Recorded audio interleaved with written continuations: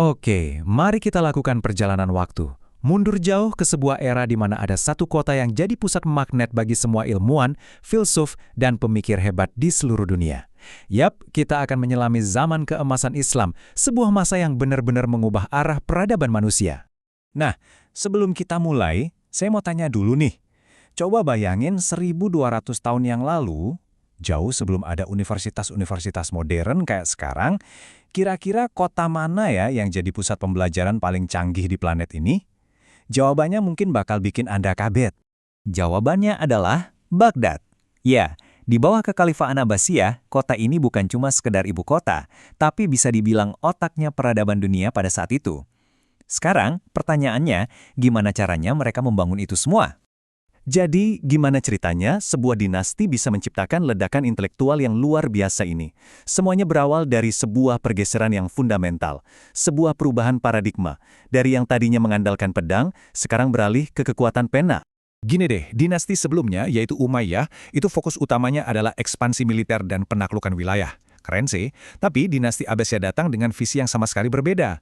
Mereka justru berinvestasi besar-besaran pada ilmu pengetahuan.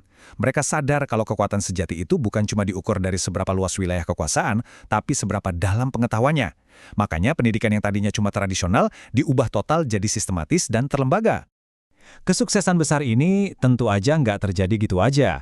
Ada fondasi yang super kokoh di baliknya, semacam cetak biru pendidikan yang emang sengaja dirancang. Yuk, kita bedah prinsip-prinsip inti yang bikin sistem mereka begitu revolusioner. Coba bayangin ya, sebuah ekosistem pendidikan di mana ilmu itu terbuka buat siapa aja, nggak peduli kamu anak pejabat atau anak petani.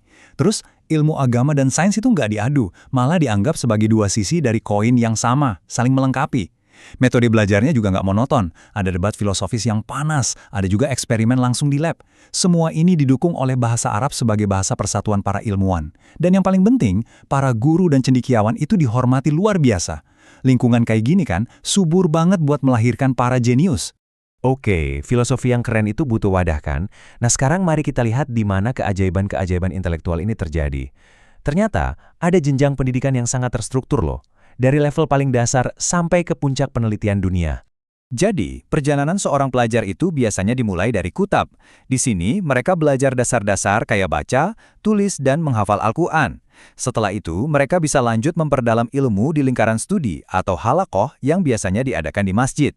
Kalau mau lebih serius dan formal, mereka bisa masuk ke madrasah. Dan puncaknya, institusi legendaris yang jadi impian setiap cendekiawan dunia saat itu, Baitul Hikmah atau Rumah Kebijaksanaan.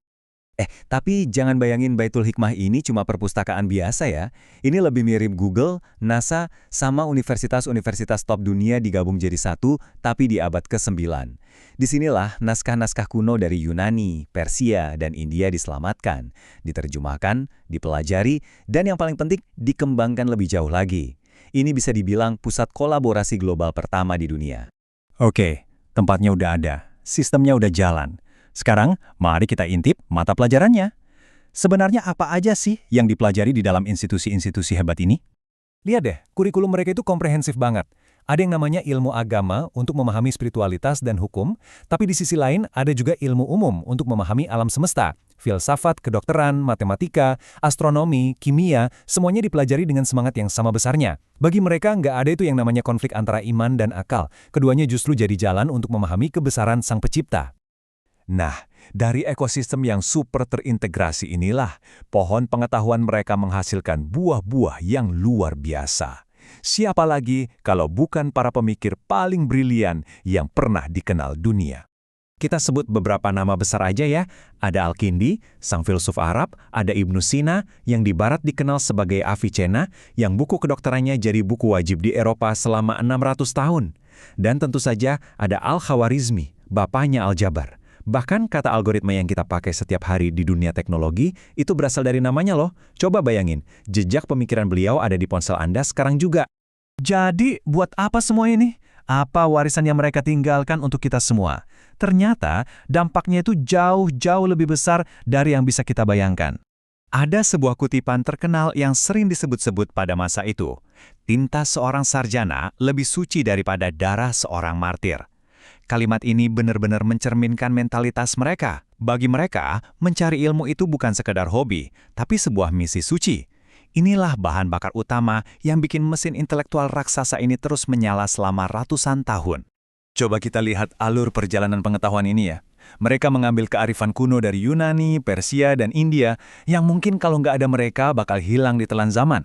Tapi mereka nggak cuma menyimpan loh. Mereka menerjemahkan, mengkritik, memperdebatkan, dan mengembangkannya jadi jauh lebih maju. Nah, pengetahuan yang sudah diperkaya inilah yang kemudian mengalir ke Eropa, memicu Renaissance, dan pada akhirnya ikut membentuk dunia modern yang kita tinggali sekarang. Jadi ini dia poin paling pentingnya. Momen ini sering disebut zaman keemasan Islam, tapi sebetulnya ini adalah zaman keemasan bagi seluruh dunia. Saat Eropa sedang berada di abad ke-8, Baghdad justru menjadi mercusuar yang menjaga api peradaban tetap menyala. Mereka adalah jembatan vital yang menghubungkan dunia kuno dengan dunia modern kita. Warisan mereka adalah warisan kita semua. Sebagai penutup, saya mau tinggalkan satu pertanyaan untuk kita renungkan bersama. Coba bayangkan, seandainya Baitul Hikmah tidak pernah ada, seandainya tidak ada Al-Jabar dari Al-Hawarizmi, tidak ada ilmu kedokteran dari Ibnu Sina, seperti apa ya dunia kita hari ini? Ini adalah sesuatu yang sangat patut kita pikirkan.